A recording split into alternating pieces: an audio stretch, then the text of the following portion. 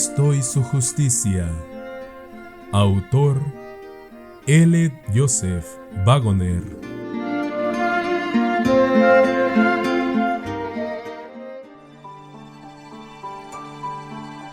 Capítulo 9. El Señor, nuestra justicia.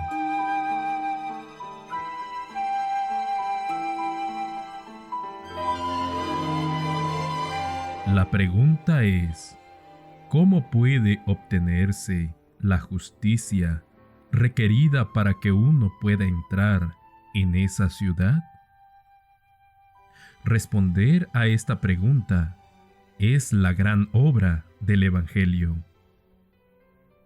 Detengámonos primeramente en la lección objetiva o ilustración sobre la justificación o impartimiento de la justicia.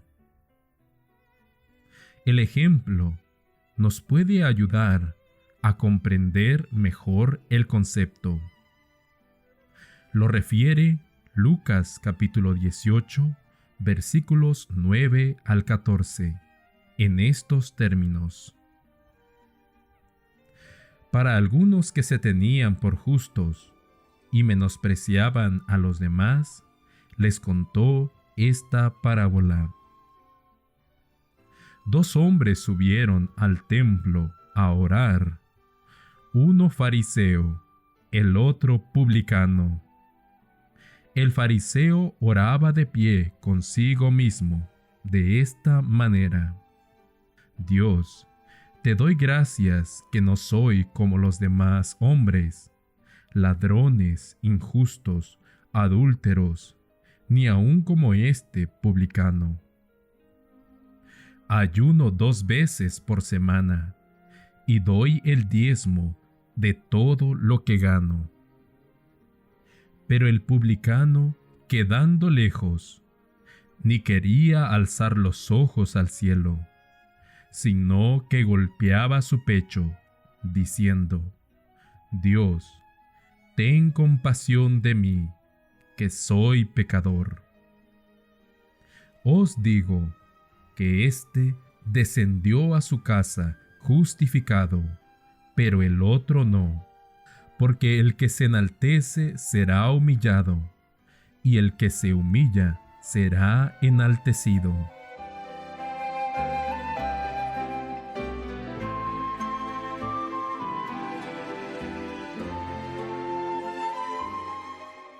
Eso quedó escrito para mostrarnos cómo no debemos alcanzar la justicia y cómo sí la debemos alcanzar. Los fariseos no se han extinguido. Hay muchos en estos días que esperan obtener la justicia por sus propias buenas obras. Confían en sí mismos de que son justos. No siempre se jactan abiertamente de su bondad, pero muestran de otras maneras que están confiando en su propia justicia. Quizá el espíritu del fariseo, el espíritu que enumera a Dios sus propias buenas obras, como razón del favor esperado, está tan extendido como cualquier otra cosa entre los profesos cristianos, que se sienten postrados en razón de sus pecados. Saben que han pecado y se sienten condenados. Se lamentan por su situación pecaminosa y deploran su debilidad. Sus testimonios nunca se elevan por encima de este nivel. A menudo se refrenan de hablar por pura vergüenza en las reuniones en grupos, y tampoco se atreven a acercarse a Dios en oración. Después de haber pecado en un grado más intenso de lo usual, se abstienen de orar por algún tiempo, hasta que haya pasado el sentido más acusante de su fracaso, o hasta que se imaginan haberlo compensado mediante un comportamiento especialmente bueno. ¿Qué manifiesta lo anterior? Ese espíritu farisaico dispuesto a hacer ostentación de su justicia ante Dios. Esa mente que no acude a Él, a menos que pueda apoyarse en el falso puntual de su inimaginada bondad personal. Quieren poder decirle al Señor: ¿ves lo bueno que he sido en los últimos días? Espero que me aceptes ahora.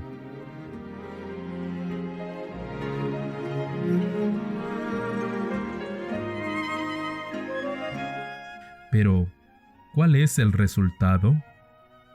El hombre que confió en su propia justicia no tenía ninguna, mientras que el hombre que oró en contrición de corazón: Dios, ten compasión de mí, que soy pecador, se fue a su casa como un hombre justo. Cristo dice que se fue justificado, es decir, hecho justo. Es preciso observar que el publicano hizo algo más que lamentar su pecaminosidad. Pidió misericordia. ¿Qué es la misericordia? Es el favor inmerecido. Es la disposición a tratar a un hombre mejor de lo que se merece. La palabra inspirada dice de Dios: como es más alto el cielo que la tierra, así engrandeció su inmensa misericordia por los que lo reverencian. Salmo 103, 11. Es decir, la medida con que Dios nos trata mejor de lo que merecemos cuando acudimos a Él con humildad, es equivalente a la distancia entre la tierra y el más alto cielo. ¿Y cómo nos trata mejor de lo que merecemos? Alejando nuestros pecados de nosotros, ya que el siguiente versículo dice: cuanto está lejos el oriente del occidente, alejó de nosotros nuestros pecados. Con esto concuerdan las palabras del discípulo amado: si confesamos nuestros pecados, Dios es fiel y justo para perdonar nuestros pecados y limpiarnos de toda maldad. Primera de Juan, capítulo 1, versículo 9.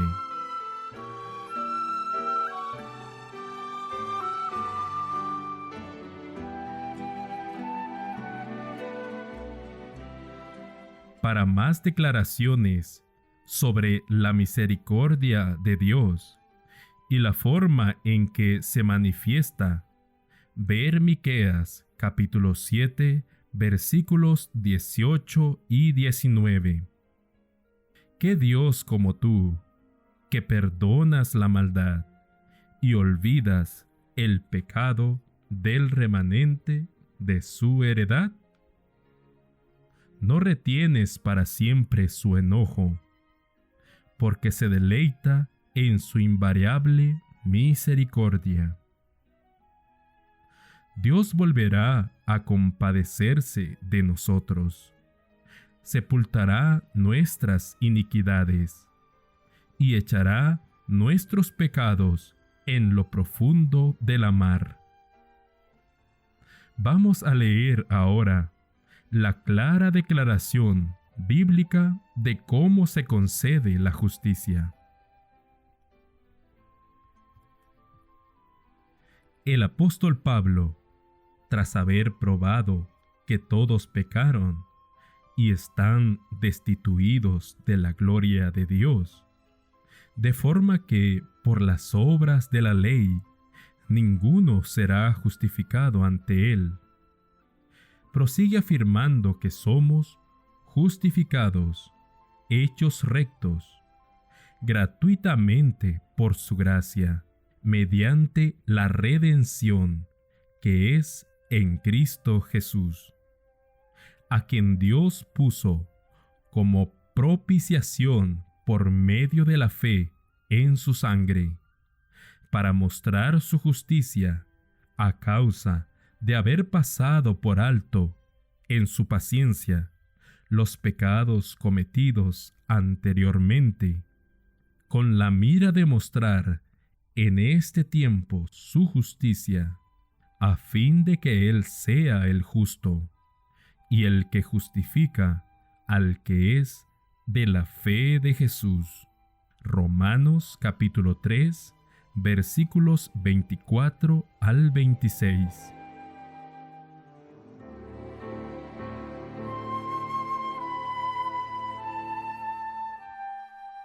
Siendo justificados gratuitamente. ¿De qué otra manera podía ser? Puesto que los mejores esfuerzos de un hombre pecaminoso no tienen el menor efecto en cuanto a producir justicia, es evidente que la única manera en la que es posible obtenerla es como un don. En Romanos capítulo 5, versículo 17, Pablo la presenta claramente como un don. Porque si por el delito de uno reinó la muerte, mucho más reinará en vida por uno solo, por Jesucristo, los que reciben la abundancia de la gracia y del don gratuito de la justicia. Es debido a que la justicia es un don, por lo que la vida eterna, que es la recompensa de la justicia, es el don de Dios, mediante Cristo Jesús, Señor nuestro. Cristo ha sido establecido por Dios como el único a través de quien puede obtenerse el perdón de los pecados. Y ese perdón consiste simplemente en la declaración de su justicia, que es la justicia de Dios para remisión de los pecados. Dios, que es rico en misericordia y que se deleita en ella, pone su propia justicia sobre el pecador que cree en Jesús como sustituto por sus pecados.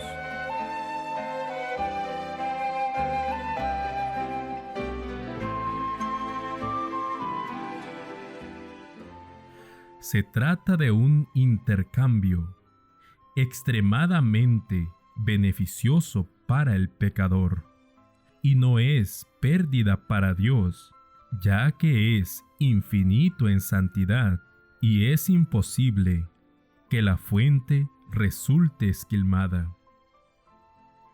La escritura que acabamos de considerar, Romanos capítulo 3, versículos 24 al 26, no es sino otra forma de exponer la idea contenida en los versículos 21 y 22, en el sentido de que por las obras de la ley nadie será justificado.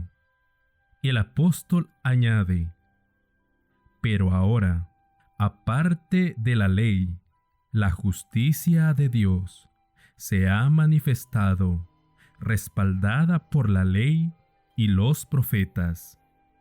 La justicia de Dios por medio de la fe en Jesucristo, para todos los que creen en Él. Dios pone su justicia sobre el creyente, lo cubre con ella, para que su pecado no aparezca más. Entonces, el que ha sido perdonado puede exclamar con el profeta: en gran manera me gozaré en el Eterno, me alegraré en mi Dios, porque me vistió de vestidos de salvación, me rodeó de un manto de justicia, como a novio me atavió, como a novia ataviada de sus joyas. Isaías capítulo 61, versículo 10.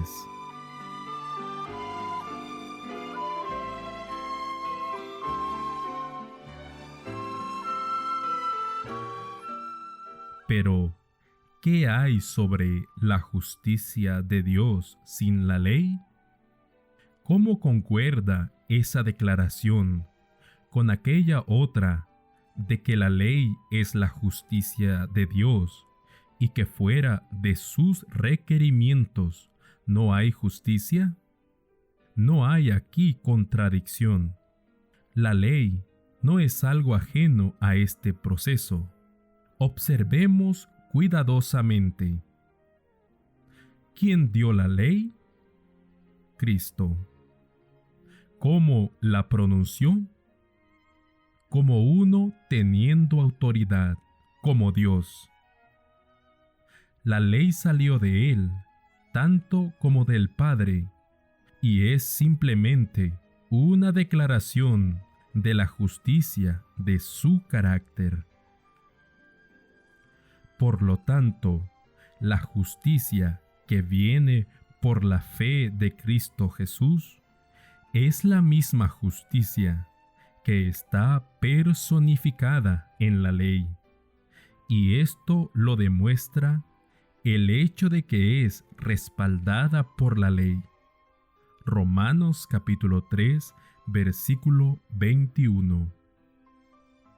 Tratemos de imaginar la escena. De un lado está la ley, como presto testigo contra el pecador.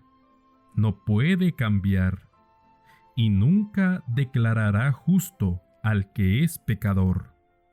El pecador convicto trata vez tras vez de obtener justicia de la ley, pero ésta resiste todos sus avances.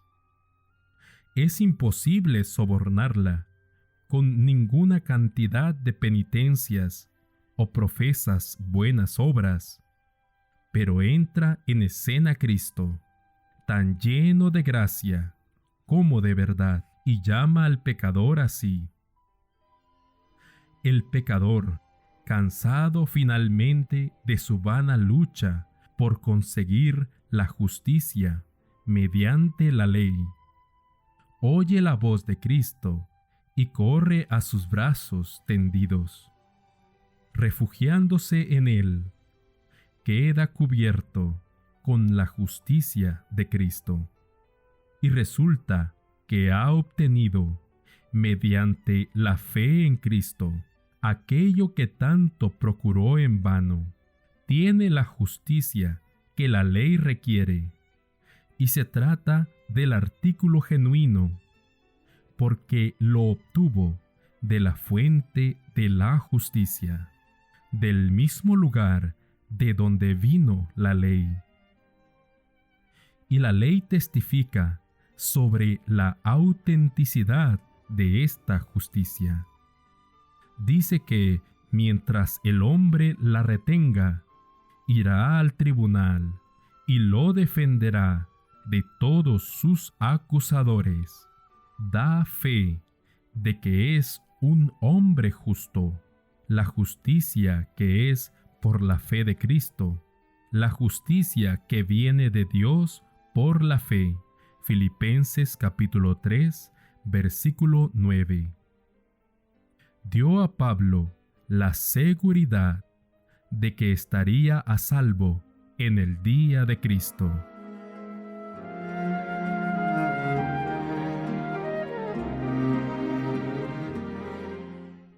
No hay en la transacción nada que objetar. Dios es justo. Al mismo tiempo, el que justifica al que cree en Jesús. En Jesús mora toda la plenitud de la divinidad. es igual al Padre en todo atributo. Por consiguiente, la redención que hay en Él, la capacidad para recuperar al hombre perdido, es infinita. La rebelión del hombre es contra el Hijo, tanto como contra el Padre, puesto que los dos son uno. Por lo tanto, cuando Cristo se dio por nuestros pecados, era el Rey sufriendo por los súbditos rebeldes. El ofendido perdonando, pasando por alto la ofensa del infractor. Nadie podrá negar a un hombre el derecho y el privilegio de perdonar cualquier ofensa cometida contra él. Entonces, ¿por qué cavilar cuando Dios ejerce el mismo derecho? Ciertamente, tiene todo el derecho de perdonar la injuria cometida contra él, y con mayor razón aún, puesto que vindica con ello la integridad de su ley, al someterse en su propia persona a la penalidad que el hombre merecía.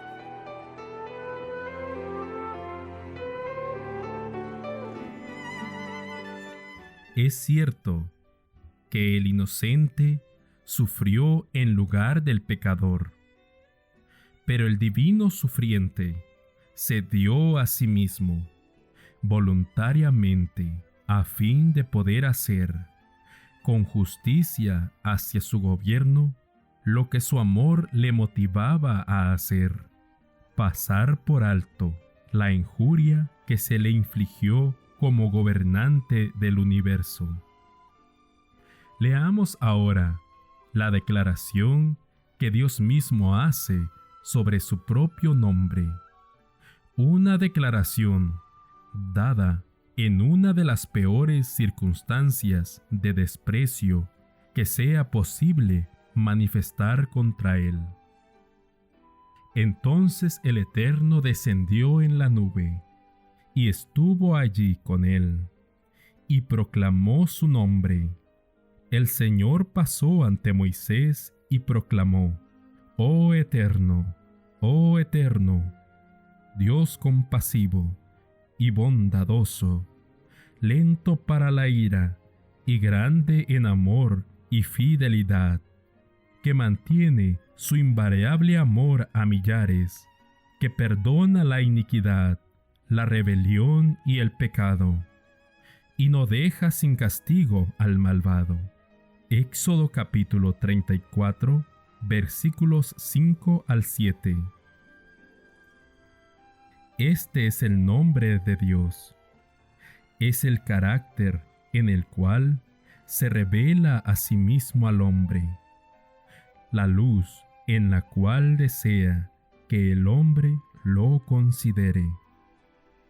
Pero, ¿qué hay acerca de la declaración de que no dejará sin castigo al malvado? Esto encaja a la perfección con su longanimidad, su bondad superabundante y su perdón de la transgresión de su pueblo. Es cierto que Dios no deja sin castigo al malvado.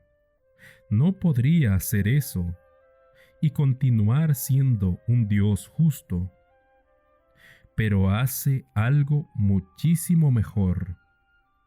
Elimina la culpa, de forma que el que fuera antes culpable no necesita ya ser absuelto, es justificado y considerado como si nunca hubiese pecado.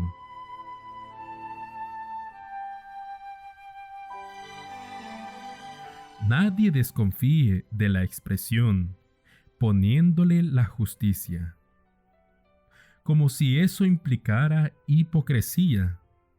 Algunos, mostrando una singular falta de apreciación hacia el don de la justicia, han afirmado no querer una justicia que se pusiera, sino más bien la justicia que surge de la vida, despreciando con ello la justicia de Dios, que es por la fe de Cristo Jesús para todos y sobre todos los que creen.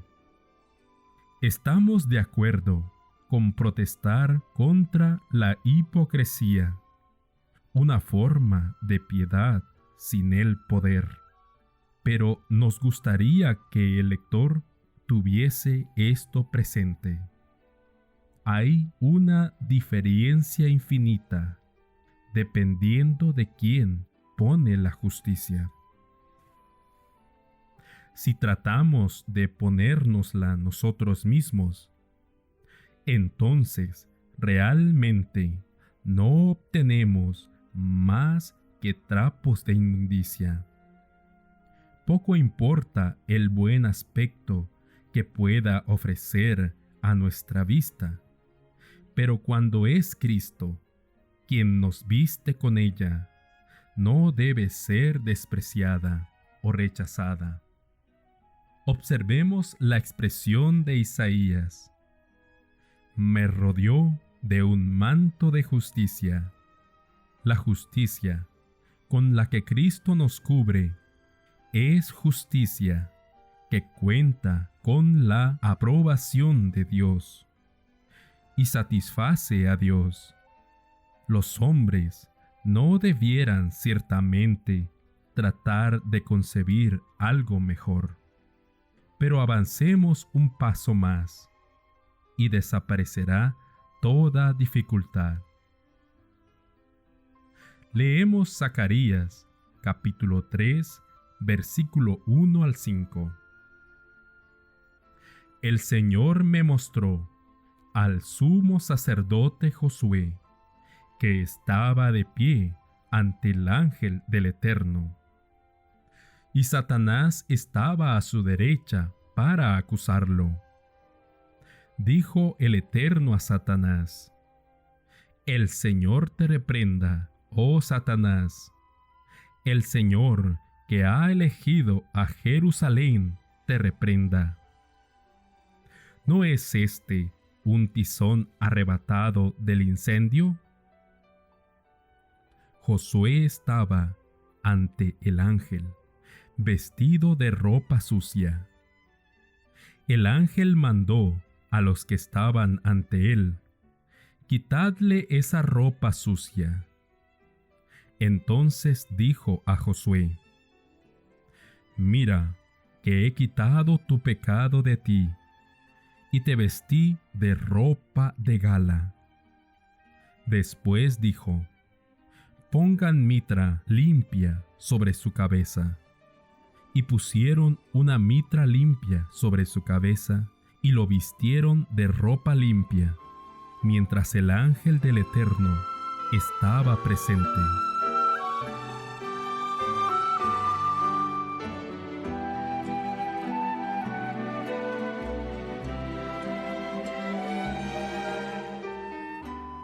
Obsérvese que el serle quitadas las vestiduras viles significaba hacer pasar la iniquidad de la persona.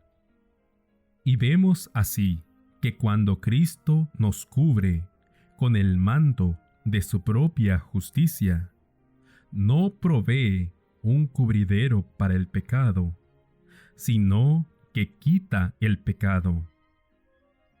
Y eso muestra que el perdón de los pecados es más que una simple forma, más que una simple consigna en los libros de registro del cielo, al efecto de que el pecado sea cancelado.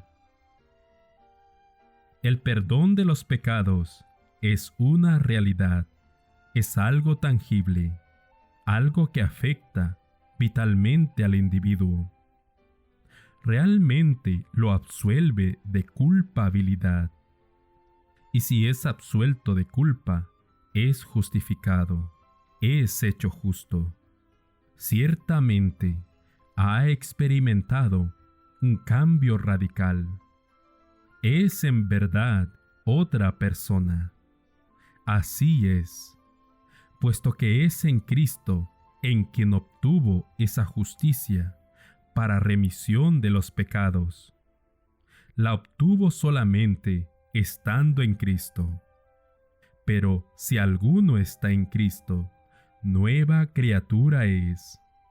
Por lo tanto, el pleno y amplio perdón de los pecados trae consigo ese maravilloso y milagroso cambio, conocido como el nuevo nacimiento.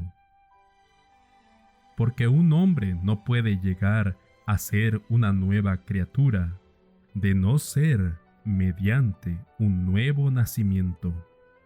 Es lo mismo que tener un corazón nuevo o un corazón limpio.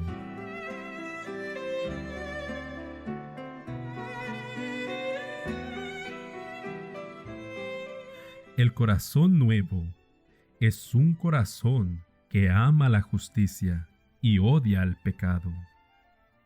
Es un corazón dispuesto a ser conducido por los caminos de la justicia. Un corazón tal es lo que el Señor quiso para Israel. Ojalá hubiese en ellos un corazón tal que me reverencien y guarden todos los días mis mandamientos. Así les irá bien a ellos y a sus hijos para siempre. Deuteronomio capítulo 5, versículo 29. Resumiendo, se trata de un corazón libre de amor al pecado, tanto como de culpabilidad de pecado. Pero, ¿qué es lo que hace a un hombre desear sinceramente el perdón de sus pecados? Es simplemente su odio contra ellos y su deseo de justicia, inspirados por el Espíritu Santo. El Espíritu contiende con todos los hombres. Viene como reprensor. Cuando se presta oído a su voz de reproche, asume de inmediato el papel de consolador. La misma disposición dócil y sumisa que hace que la persona acepte el reproche del Espíritu, lo llevará también a seguir las enseñanzas del Espíritu. Y Pablo dice que todos los que son guiados por el Espíritu de Dios, estos son hijos de Dios. Romanos capítulo 8, versículo 14.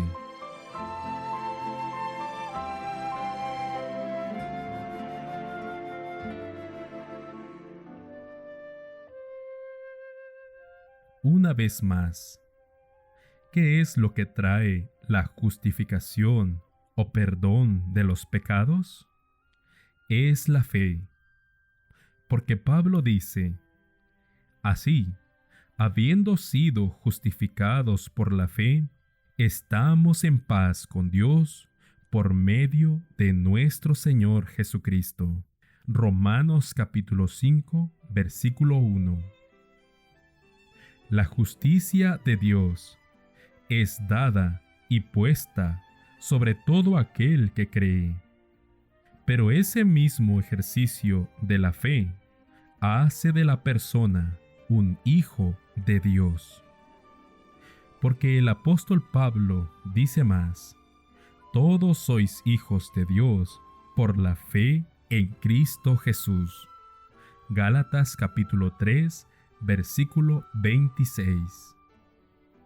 La carta de Pablo a Tito ilustra el hecho de que todo aquel cuyos pecados son perdonados viene a ser de inmediato un hijo de Dios.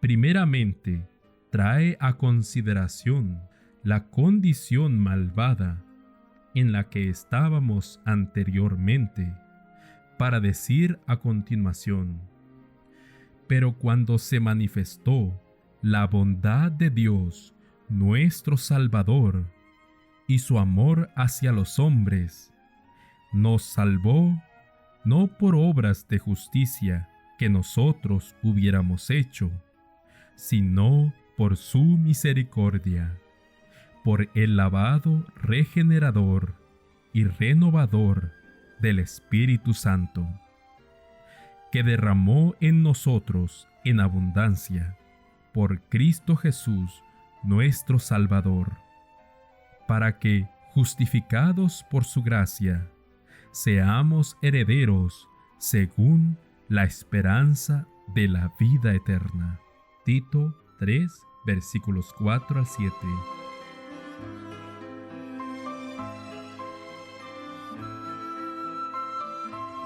Obsérvese que es siendo justificados por su gracia, cómo somos hechos herederos. Ya hemos visto en Romanos capítulo 3, versículos 24 y 25, que esta justificación por su sangre es mediante la fe en Cristo. Pero Gálatas capítulo 3, versículo 26 nos dice que la fe en Cristo Jesús nos hace hijos de Dios. Por lo tanto, podemos saber que todo el que ha sido justificado, perdonado por la gracia de Dios, es un hijo y un heredero de Dios. Esto muestra que carece de base la suposición de que una persona tuviese que pasar por un cierto periodo de prueba y obtener un cierto grado de santidad antes que Dios lo acepte como a hijo. Él nos recibe tal como somos. No es por nuestra benignidad, por lo que nos ama, sino por nuestra necesidad. Nos recibe no por algún bien que vea en nosotros, sino por el propio bien que hay en Él, y por lo que Él sabe que su poder divino es capaz de hacer de nosotros. Es solamente cuando nos damos cuenta de la maravillosa exaltación y santidad de Dios, y de que viene a nosotros en nuestra condición pecaminosa y degradada para adoptarnos en su familia, cuando podemos apreciar la fuerza de la exclamación del apóstol: mirad qué gran amor nos ha dado el Padre, que seamos llamados hijos de Dios. Primera de Juan capítulo 3, versículo 1.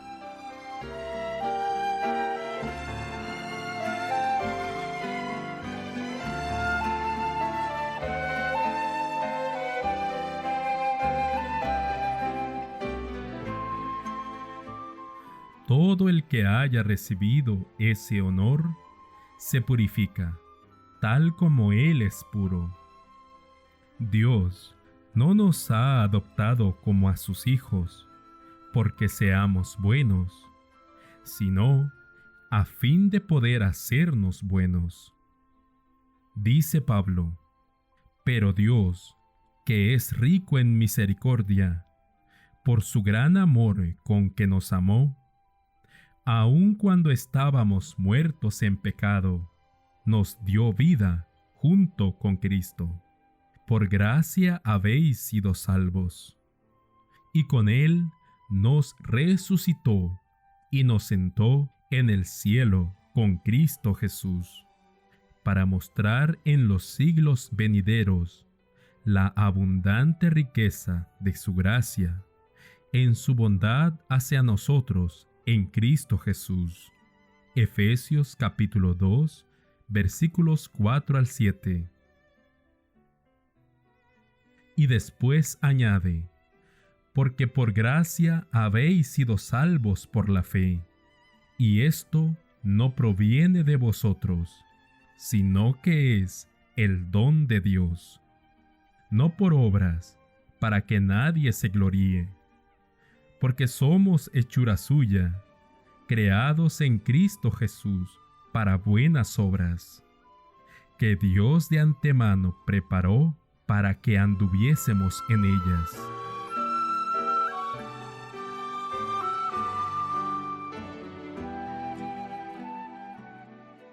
Este pasaje muestra que Dios nos amó mientras estábamos todavía muertos en pecados.